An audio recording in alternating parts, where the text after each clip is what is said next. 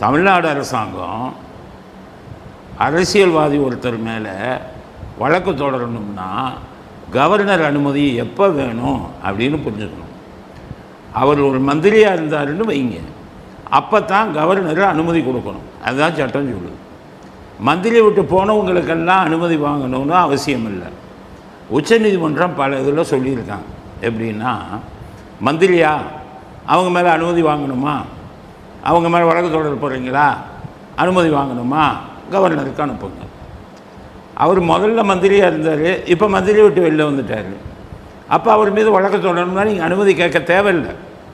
அதை எப்படி புரிஞ்சுக்கணும்னா, நீங்கள் 1991 96 வரை ஜெயலலிதா முதல்வராக இருந்தார். அதற்கப்புறம் பார்த்திங்கன்னா 96 ஆட்சியை விட்டு அவர் போயிட்டார். சுப்பிரமணிய சாமி அவர் மீது வழக்கு தொடரணும்னு சொல்லி கவர்னர்கிட்ட அனுமதி கேட்டார். அப்போ கோர்ட்டு என்ன சொல்லிட்டாங்க, அவங்க தான் முதலமைச்சர் விட்டு போயிட்டாங்களே, இப்போ ஏங்க அனுமதி நீங்கள் கேட்குறீங்கன்னு சொன்னாங்க. அதுதான் உண்மை. அதனால் இப்போ அரசாங்கம் செந்தில் பாலாஜி மீது வழக்கு தொடரணும்னு நினச்சாங்கன்னா அதுக்கு அனுமதி தேவையில்லை. காரணம், செந்தில் பாலாஜி இப்போ மந்திரியாக இல்லை அப்படிங்கிறத புரிஞ்சுக்கங்க. அரசாங்கம் தமிழ்நாடு இதுக்கெல்லாம் அனுமதி கேட்டது தப்பு. ஒன்று. ரெண்டாவது விஷயம், எதுக்கு அனுமதி கேட்குறாங்கன்னா, வேலை வாங்கி தருவதாக ஏமாற்றிய வழக்கு அப்படிங்க. வேலை வாங்கி தருவதாக ஏமாற்றிய வழக்கில் ஏற்கனவே எஃப்ஐஆர் போட்டாச்சு. சுப்ரீம் கோர்ட் சொன்னாங்க எஃப்ஐஆர் போடுன்னாங்க. எஃப்ஐஆர் போட்டாச்சு ஏமாத்தின வழக்கில். அதில் தான் 2000 பேர் அந்த திமுக ஆட்சியில் இருக்கும்போது சென்ட்ரல் கிரைம் பிரான்ச் மத்திய குற்றப்பிரிவு இவர் அருண் 2000 பேரை சேர்த்து பண்ணார். அந்த வழக்கு நிலுவையில் இருக்குது.